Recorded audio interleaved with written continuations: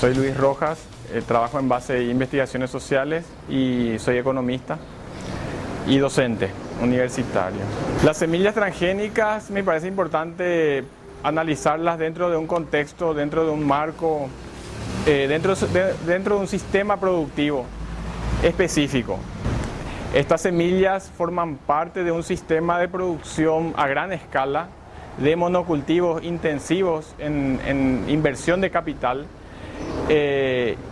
y tienen un objetivo muy claro, ¿verdad? Las semillas transgénicas son semillas patentadas, son propiedad intelectual de grandes empresas multinacionales como Monsanto y Syngenta, y estas empresas tienen como fin obtener la mayor rentabilidad de sus inversiones, de sus innovaciones tecnológicas. Entonces el objetivo fundamental es el lucro maximizado a su más alto nivel. Soy Víctor Imas y generalmente trabajo temas de pobreza y políticas públicas. En nuestro país, hace bastante tiempo, se ha instalado un modelo que yo le llamo un modelo económico productivo inviable, que se ha profundizado desde la década de los 90. ¿Y por qué decimos que es un modelo productivo inviable? Porque cuando uno revisa los indicadores de desigualdad, de pobreza y otros, demuestran de que esto empeora y se hace cada vez más insostenible en el tiempo, porque genera fundamentalmente pobreza y miseria en el país. Víctor Benítez Infram, ingeniero agrónomo de formación, ambientalista, y en este momento estoy acá a cargo de la dirección ejecutiva de Altervida. La Oñentendé Baray con el tema del transgénicos Aegina Petin cuerpo extraño. Un cuerpo extraño que se extrae de otro cuerpo y se inserta en el corazón de la semilla, en el corazón de la semilla para cumplir cierto objetivo. Y hasta el momento, todo lo que se consiguió a través de la manipulación genética es un veneno. O sea, Oñiñe transgénico quiere decir veneno. José Luis Ifram, yo soy jefe de cátedra de la segunda cátedra de semiología médica y trabajo en este hospital más de 30 años hace que estoy. Más que nada estamos preocupados por el aumento considerable de los casos hematológicos, que antiguamente eran una novedad para nosotros. Sin embargo, actualmente nuestras camas están ocupadas por todos estos pacientes.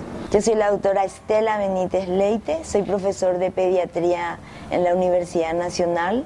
Estoy actualmente como jefe de departamento de todo el área del ambulatorio, además de ser profesor de medicina de la comunidad en la Católica, en la Universidad Católica. En el año 2006, entre el 2006 y 2007, la pregunta que nos hicimos la doctora Maki y yo, mi compañera de investigación, pediatra también, era ¿cómo serán las malformaciones congénitas en un área que es eminentemente agrícola como Encarnación? Y ahí, después de casi un año de seguimiento, lo más resaltante que encontramos es que los niños que tenían malformaciones tenían mucho más riesgo que aquellos que nacían sanos si las madres referían que vivían a menos de 1 kilómetro de los campos fumigados. Yo soy la abogada Silvia González, soy, como digo, abogada y socióloga. Estoy trabajando en el Centro de Estudios e Investigaciones de Derecho Rural y Reforma Agraria de la Universidad Católica, y hasta el 22 de junio fui asesora jurídica en el SENAVE. Hasta muy recientemente, hasta mediados de año, solamente estaba liberada en realidad la soja RR, la soja Roundup Ready. Bueno, con la entrada de Federico Franco las cosas cambiaron drásticamente. Se dispuso la inmediata inscripción, esta nueva administración del SENAVE, a cargo de este señor Jaime Ayala, dispuso la inmediata inscripción del algodón Bolgar, de propiedad de la Monsanto.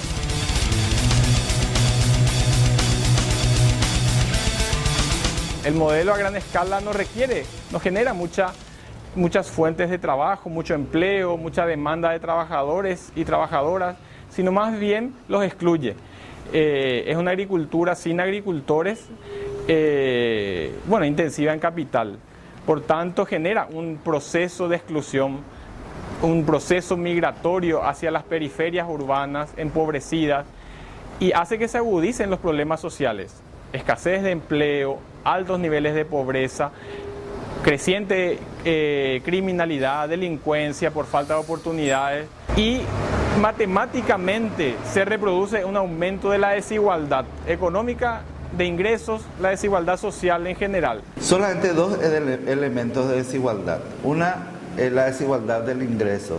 Nuestro país es uno de los países, no solamente en el continente, sino en el mundo, que tiene una de las peores distribuciones del ingreso.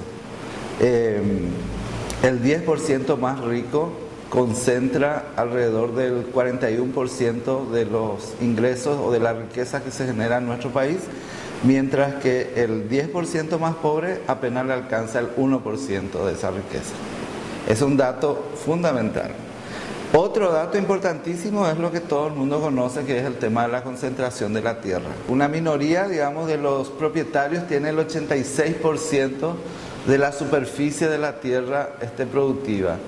Y la mayoría, digamos, de los propietarios que son minifundistas tiene apenas el 2% de la tierra, ¿verdad? Ahora con la introducción de algodón y de maíz posiblemente los efectos van a ser más agudos, más acelerados. Va a haber probablemente crecimiento económico, va a aumentar el Producto Interno Bruto, van a aumentar las exportaciones en el corto plazo, pero entendemos que ese crecimiento no es desarrollo. El desarrollo implica sustentabilidad, implica no comprometer la producción ni la reproducción de las futuras generaciones, lo cual no está sucediendo en la actualidad con el modelo. Desarrollo implica inclusión de la población en el modelo productivo, desarrollo implica empleo para la gente, implica bienestar, y acá vemos todo lo contrario, un alto crecimiento a costa del deterioro de la situación ambiental y de la situación social de la población paraguaya. Un elemento fundamental es el tema de la migración, ¿verdad? No solamente la migración rural o urbana, donde tenemos un acelerado proceso de urbanización. Normalmente con el sistema capitalista hay un proceso de urbanización en cualquier parte del mundo. Sin embargo, con las características que tiene, digamos, la producción en nuestro país, ese modelo, esa migración se acelera con este modelo productivo. Los asentamientos van desapareciendo, sobre todo en las zonas del monocultivo. Los asentamientos desaparecen, hay poblaciones que disminuyen, las escuelas se quedan vacías, etcétera. Todas esas cuestiones que hacen, digamos, de que se van destruyendo paulatinamente no solamente los asentamientos, sino las redes sociales, digamos, que están que existen en el territorio, ¿verdad? En nuestro país estamos teniendo una disminución no solamente de la superficie de cultivo, sino de la diversidad de producción de alimentos, ¿verdad? Cada vez producimos menos alimentos y en menos diversidad, lo cual eso nos hace aumentar, digamos, la dependencia de algo tan importante como es el tema de la alimentación de los seres humanos, ¿verdad? Cada vez somos más dependientes, ¿verdad? Y tenemos mucho más inseguridad, digamos, en el tema de la alimentación. Esto evidentemente lleva a una pérdida de soberanía en diversos ámbitos, una pérdida de soberanía alimentaria. Dependemos cada vez más de grandes empresas para comer, dependemos de los supermercados. La población campesina e indígena cada vez produce menos alimentos por la falta de tierras, por la falta de apoyo gubernamental. Tendemos a una estandarización de la comida, perdemos nuestra comida, nuestra cultura alimentaria muy rica, muy diversa, ¿verdad?, de nuestro país. Perdemos también soberanía sobre la tierra, o sea, hay un proceso creciente de extranjerización de la tierra y de concentración de la tierra en grandes empresas. Perdemos soberanía política incluso, porque el modelo implica un alto nivel de cooptación de las instituciones y las autoridades políticas por estas empresas, por una capacidad de lobby enorme, un poder económico enorme que tiene una capacidad de incidir sobre las decisiones políticas muy fácilmente, ¿verdad? Cuando tenemos políticos que no responden, digamos, a las necesidades de la gente, sino responden a intereses económicos directamente, ¿verdad? Entonces emite Federico Franco un decreto por el que dispone la liberación excepcional de un algodón transgénico apilado que tiene tanto el evento RR, o sea, resistente al mata-todo, al glifosato, al Roundup, como BT, o sea, es algo a la vez insecticida, tiene el Bacillus thuringiensis. Y la justificación es que ya no se consigue el algodón, la semilla de algodón Bolgar, y también de que los estudios dicen que ya está todo nuestro algodón, o buena parte de nuestro algodón, 90% contaminado. En esos términos había hablado el actual presidente del SENAVE, Jaime Ayala, de que ya nuestro algodón estaba en un 90% contaminado. El algodón transgénico que teníamos en el Paraguay era ilegal, había entrado de contrabando. Entonces él decía que era la legalización de una situación de hecho, pero las situaciones de hecho, si son ilegales, no tienen por qué legalizarse. O sea, ¿por qué razón, no habiendo cumplido los requisitos, tendría que legalizarse? El Paraguay suscribió, ratificó el protocolo de Cartagena sobre seguridad en la biotecnología, que es un acuerdo que se firmó en el año 2000 y fue ratificado en el año 2003 por el Paraguay. Al suscribir el protocolo de Cartagena, nosotros nos obligamos a cumplir con una serie de requisitos. Desafortunadamente el decreto de liberación del algodón BTRR no cumple ninguno. Ahora salió un nuevo decreto muy recientemente, el 19 de septiembre, que crea nuevamente la Conbio, que ya estaba creada, sin embargo es ahora Conbio con N, es Comisión Nacional de Bioseguridad. Esta nueva Conbio deroga los anteriores decretos que seguían vigentes y hace una normativa mucho más breve y mucho más laxa en lo que se refiere a bioseguridad. Inicialmente se requería licencia ambiental tanto para los ensayos regulados, o sea, antes de la liberación al ambiente, cuando se estaban haciendo los ensayos, que hoy los hace el IPTA, se requería licencia ambiental. Posteriormente, el Ministerio de Agricultura emitió una resolución y según esa resolución ya no se requería, para los ensayos regulados, ya no se requería licencia ambiental.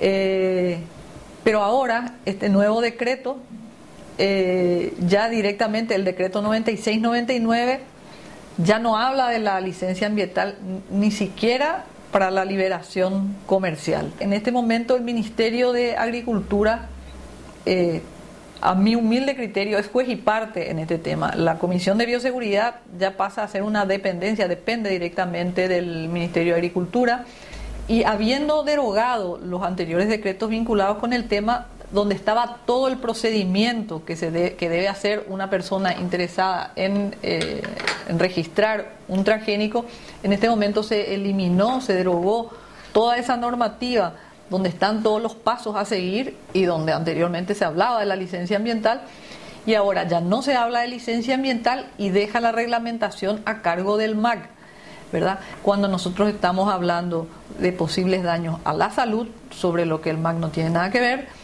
y posibles daños al ambiente, sobre lo que el MAC tampoco tiene que ver.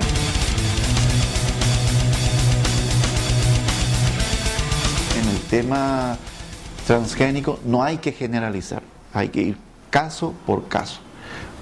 Un caso es la soja, otro caso es del algodón, otro caso va a ser maíz y así sucesivamente. No se puede generalizar, para cada caso hay un objetivo específico. Como por ejemplo en el caso de la soja, el objetivo específico es la venta del herbicida Roundup, ¿verdad? Es por eso que hoy en los 3 millones de hectáreas de la soja tenemos en un ciclo de cultivo más de 22 millones de litros de plaguicida, discriminada, por ejemplo, insecticida, fungicida y herbicida. Y la dosis que se está aplicando la dosis de herbicida que se está aplicando hace 14 años, cuando empezó, era 1,5 litros por hectárea. Hoy, según nuestros datos, está entre 5 a 6 litros por hectárea. Según datos del expresidente del SENAVE, una institución que tiene responsabilidad en este tema, ellos estaban hablando de más de 8 litros por hectárea. O sea, el primer mito de que ellos dicen que se usa menos plaguicida, no es cierto. Pero sí es cierto que a mayor cantidad de herbicida utilizada por hectárea, mayor ingreso económico para la empresa. Ahí no se puede hablar de una contaminación genética, porque ese acto fecunda la planta. Pero sí se puede hablar de otros impactos socioambientales, resultado de la utilización de los plaguicidas, en este caso resultado de la utilización de herbicidas. Por deriva va, por ejemplo, kilómetros. Es por eso que las medidas que tienen de protección que se tienen que aplicar, las autoridades tienen que ser muy estrictas en el cumplimiento. Porque cuando uno está pulverizando, viene el viento, ¿verdad? Y por deriva traslada a una comunidad que puede estar a 200, 500 metros, ¿verdad? La deriva. Y el olor, la misma cosa. Y eso la persona está absorbiendo, las otras plantas están absorbiendo y los insectos benéficos de ahí están absorbiendo. En el caso del algodón, la contaminación genética se da por 2 vías. Uno, a través de una mala manipulación, por ejemplo, y se le mezcla. Pero eso sí se puede controlar. Con un buen protocolo de manejo de semilla, vos podés controlar. El sector oficial dice que solamente puede contaminarse genéticamente a través de polinización el 20% nomás, es lo que dice. Pero no está teniendo en cuenta que si eso se prueba en una finca familiar campesina de 1 o 2 hectáreas, hay un agroecosistema alrededor de ese cultivo del algodón. Y hay también movimiento de insectos polinizadores en ese ambiente. Si vos aplicás el matatodo, estás matando, ¿verdad?, estos agentes polinizadores, y los que sobreviven llegan a su destino. Entonces, hay en otros países, concretamente en España, nosotros todavía no tenemos casos porque no estamos haciendo la investigación nomás, se ha identificado genes transgénicos en miel. O sea, el miel que va a consumir cualquier persona. ¿Y cómo se llegó eso? O sea, y justamente estos genes que genes apilados de la Monsanto, eso es lo que se ha descubierto, que se encontró en la miel. El caso del maíz es mucho más grave, porque ahí sí se da la polinización y puede recorrer por el viento. Inclusive ellos ponen una barrera y se jactan de que dice que, bueno, acá estamos cumpliendo, creo que ellos dicen 500 metros. O sea, ha sobrepasado en cultivos experimentales y se tienen datos, ¿verdad? O sea, no datos nuestros, acá de Paraguay, porque acá no se experimenta, acá se hace otro tipo de validación, que han traspasado fronteras de 1000 metros de contaminación genética. Paraguay es un centro del maíz, es centro de origen del maíz, no solamente es México, Paraguay también, tenemos más de 13 variedades. Y ahí sí la polinización va a ser mucho más grave. Lo interesante es no tener estas 10, 13 variedades de maíz. Para ello, para controlar, quieren tener 1 o 2 o 3 de uno de cada rubro, ponerle la señal, ¿verdad?, que es que ellos tienen esa propiedad, y a partir de ahí tener ese control. Y la biodiversidad, los impactos en la biodiversidad, hasta este momento nadie está midiendo.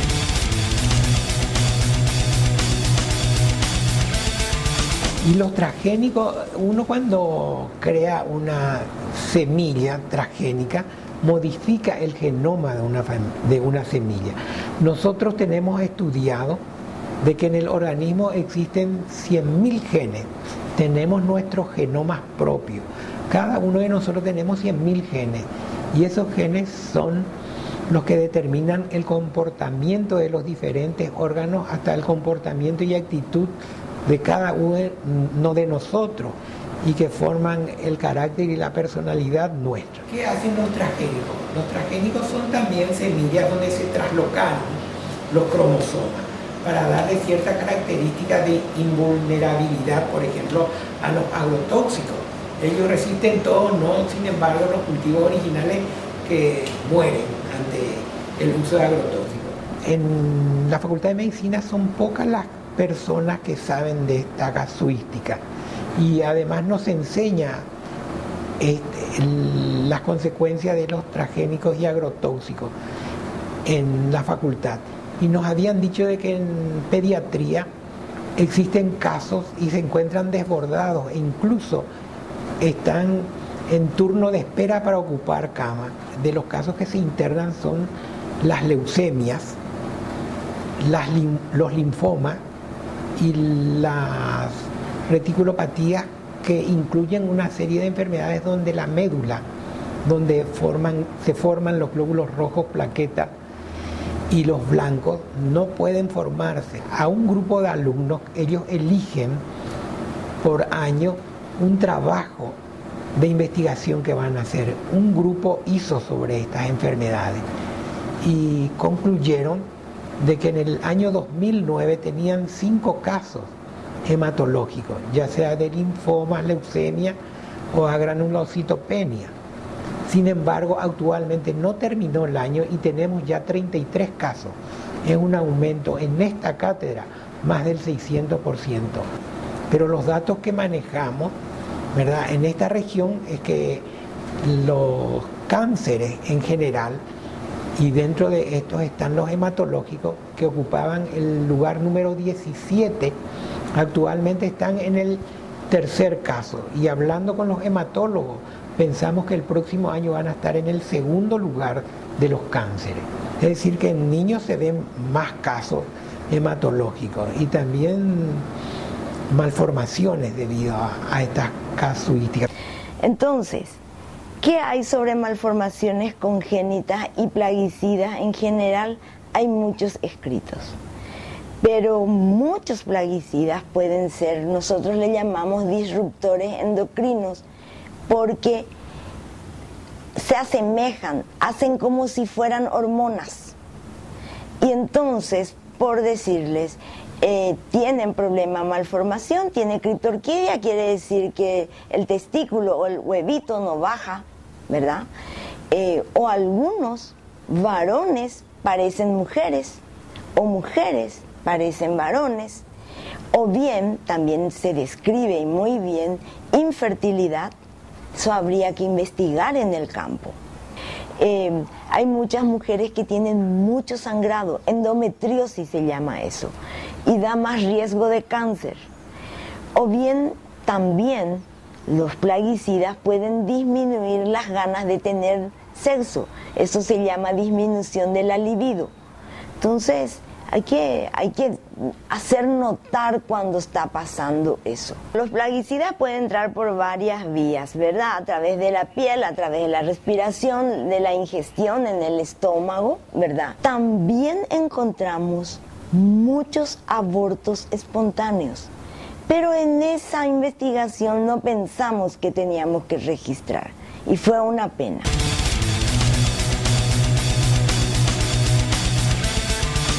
Teodolina Villalba, secretaria general de la Federación Nacional Campesina. La semilla transgénico, oreron de por hija, la pérdida, la pérdida de la soberanía nacional. O peicatu, orero sala, oñemo mareteo semilla transgénico la pequeño productor oye desaparece ta aveía netame. Otra parte aveía oñeme es más privilegio la empresa transnacionales entonces oye desaparece jamás ojo ya en semilla nacional ya denunciaba la semilla transgénica va a consecuencias ya está ya netame. Orero seguita lucha al contra de las semillas transgénicas. Es muy triste que todo lo que se está haciendo, a mi criterio también está transgrediendo un principio constitucional muy importante que dice que en ningún caso el interés particular estará por sobre el interés general. Hoy estas grandes empresas multinacionales que producen transgénicos están actuando por sobre el interés general. La población está en contra en general de esto. Sin embargo, desafortunadamente tiene más peso el interés particular. Además, en nuestro país ahora mismo por el monocultivo se cultiva demasiado mucho. Entonces, estamos hablando de cosas que puede estar en juego mis nietos, los hijos de mis nietos y mis hijos mismos. ¿Dónde está el negocio? Otra vez en el control de la alimentación a través de ponerle la marca a la semilla de maíz, de algodón y de soja.